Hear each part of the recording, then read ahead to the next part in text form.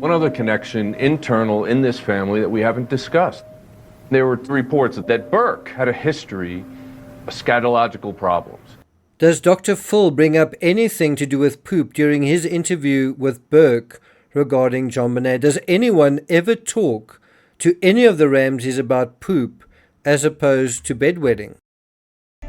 Did JonBenet wet the bed? Yeah, I mean, did she wet the bed at 6? I don't remember. Maybe. I definitely remember, her and me, wetting the bed maybe a couple times a week. So when you ask the question, bedwetting and, was there anything else? Well, we are sort of angling into this area. I mean, how many instances of poop do you think there are in the Ramsey story? How many anecdotal stories do you know that involves poop in this story? Some of you may have heard about the candy, others about the pajama bottoms. That's 2. Do you think there are any more? What would you say if I told you there are possibly 7 instances of poop in the poop narrative? I got nightmares in my head, I fear thoughts build up until I can't feel. My mind fills up into a creature, and it haunts me somewhere much deeper. I got nightmares in my head, I fear. Hello and welcome to True Crime Rocket Science. So you might think that this is a silly topic, that this is a insignificant and even childish topic. I would say it's extremely significant. And if you think about it, these are the 7 potential instances of poop in the poop narrative. Number 1, the grapefruit-sized ball in JonBenet's bed. Number 2, fecal matter smeared on a bathroom wall in 1993. Number 3, a pair of pants turned inside out was stained with fecal material. And so far we haven't really said who this belongs to. And in this particular instance, it's particularly difficult to say one way or the other.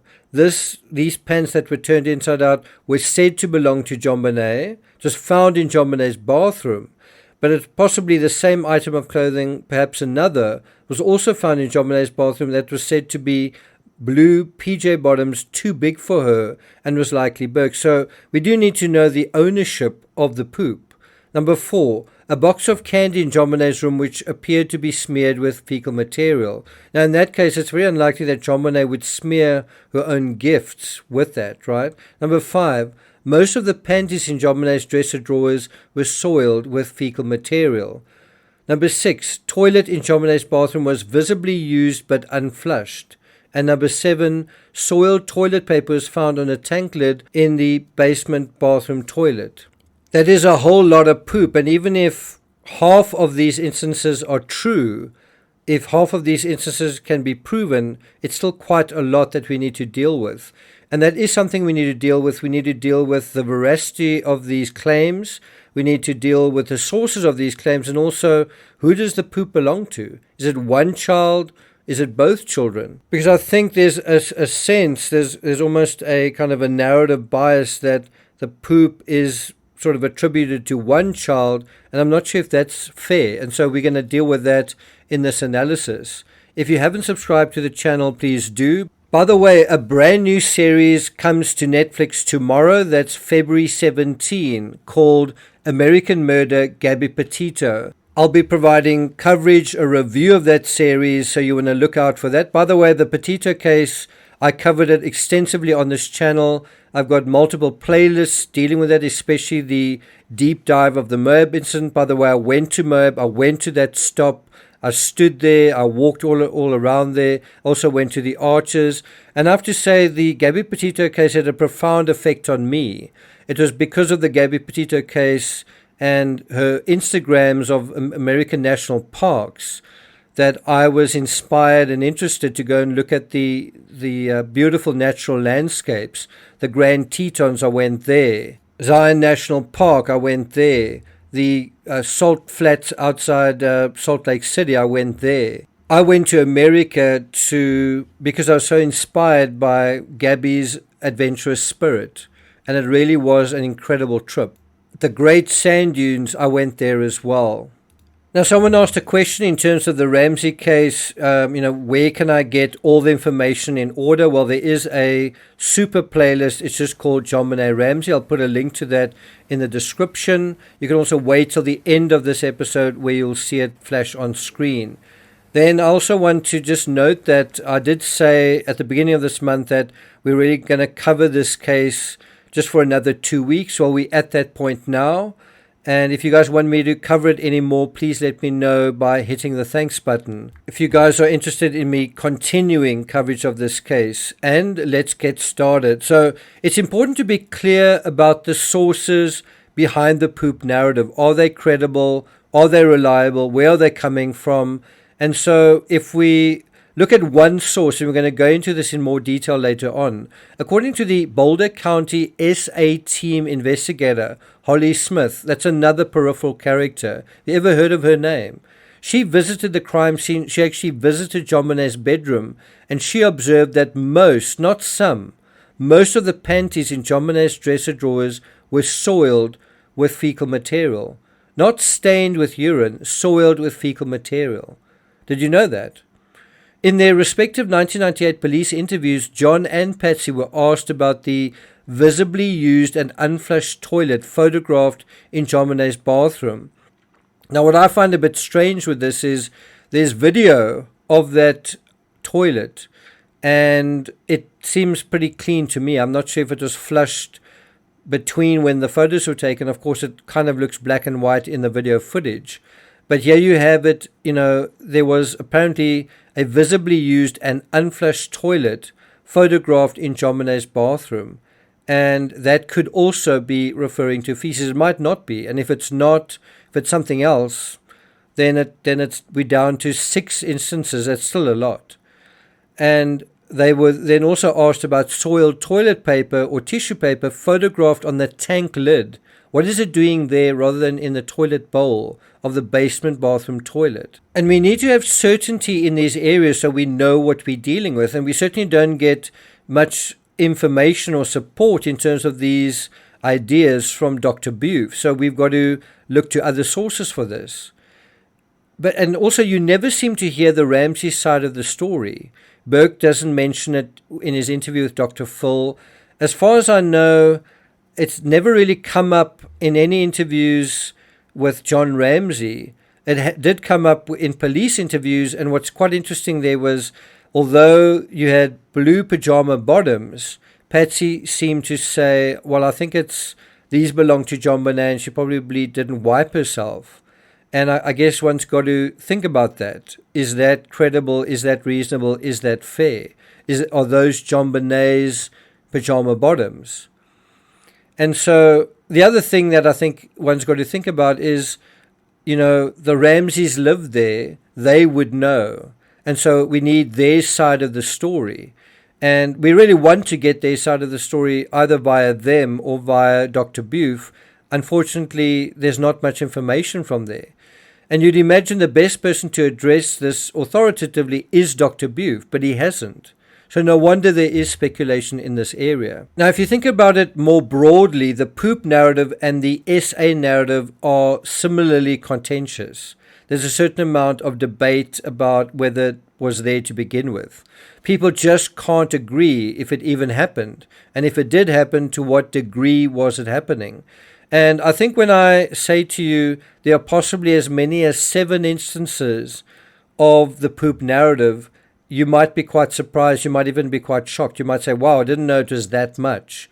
Also, I didn't know that JonBenet had problems in that area as well. And as soon as you think in that area, that's when I think you are in the right place. I simply mean, in order to have the right perspective, you need to think, how much is the appropriate level of, is this extreme, the amount of XYZ taking place, or is it nothing to worry about?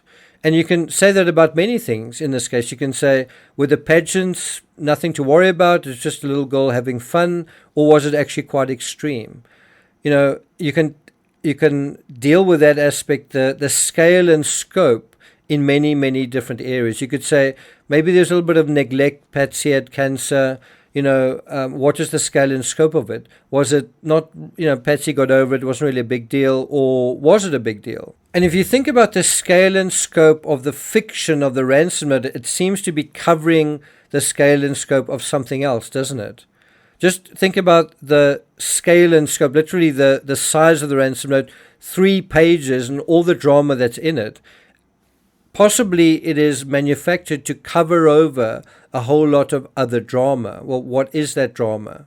But we shouldn't get ahead of ourselves. I think we need to go back and look at some of these instances and examine the various people who have mentioned poop. The housekeeper, James Kolar, and I think Steve Thomas also quoting the housekeeper. And what you find when you first do a sort of casual flyover is it seems like there's actually one source that is now quoted by 2 detectives, which makes it seem like 3 sources, but isn't it one source that's being re-quoted? And what if that original source is not correct, not accurate, perhaps not even truthful? And before we're too dismissive on this particular topic, you might say, why are we even talking about poop? It is not such an alien topic. It came up in the Amanda Knox case. That was actually pretty crucial evidence in that particular case. It also came up in Depp versus Heard as well. But let's start with our first witness and try to get a sense whether any of this makes sense, whether it's true or not. And this is a good time to sort of say, well, I've been listening for 11 minutes. Are you going to get to the point, and are you going to say anything useful? Well, this is where it gets really important and really useful, and why a long attention span is necessary. It's taken this long to get to the build-up, and now we need to verify our information. Are we able to do that? So that's where we say, how much evidence is there of the poop narrative? Well, let's take a look. One of the former housekeepers, as we mentioned, had talked about him smearing feces on a bathroom wall. So Kolar is fairly vague here. He doesn't identify which housekeeper, and he doesn't really mention who him is. You can imagine who that is by inference, but we need to be clear. And then there's also this inference, which seems to be from the same source, which is Linda Hoffman Pugh, the Ramsey's housekeeper, recalled once finding fecal material the size of a grapefruit on the sheets. And that is from Steve Thomas, another investigator, from his book JonBenet Inside the Ramsey Murder Investigation, page 35. So when Kolar is referring to a former housekeeper mentioned him smearing feces on the bathroom wall, is it from the same housekeeper? Is it Linda Hoffman Pugh? What do you think the answer is to that? And there was a softball-sized ball of feces found in JonBenet's bed. Now, in terms of this grapefruit-sized ball, there's also this reference from the same source from the same book. Hoffman Pugh arrived for work, she said. Patsy already had the bed stripped and the sheets going in the washing machine. She told police that the problem also extended to JonBenet soiling the bed, and recalled once finding fecal material the size of a grapefruit on the sheets. Now, if you read between the lines, that seems to be suggesting that JonBenet was soiling the bed, A, and B, that the fecal material that was the size of a grapefruit was JonBenet's. I mean, that is a question.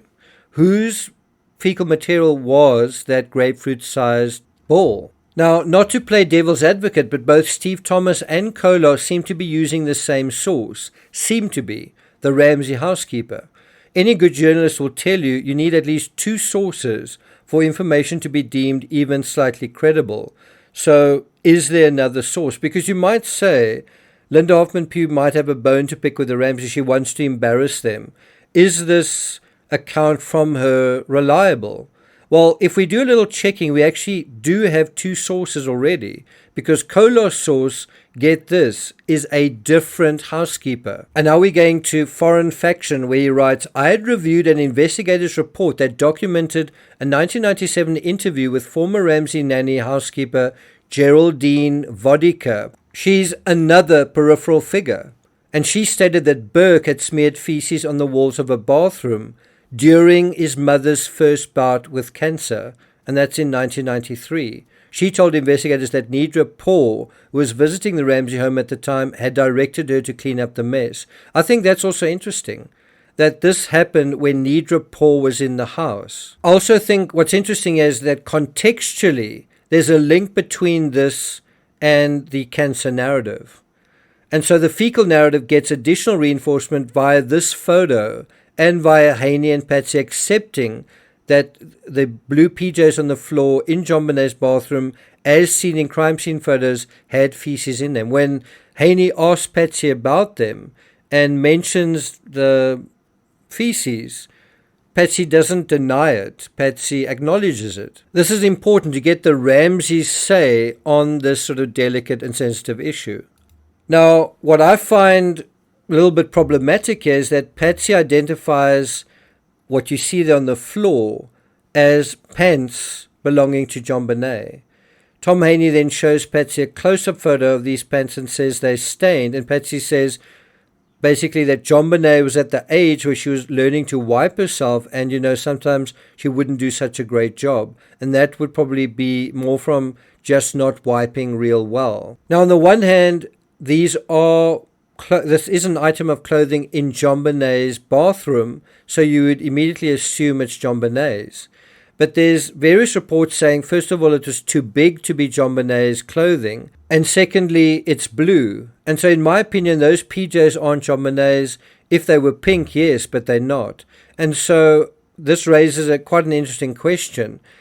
If it is Burke's PJs, why on earth is Patsy saying, no, it's actually JonBenet's? Why do that? Why say that? And after they sealed off JonBenet's room, and the crime scene technicians went through it, they apparently found feces spread on a box of candy that she had gotten the day before for Christmas.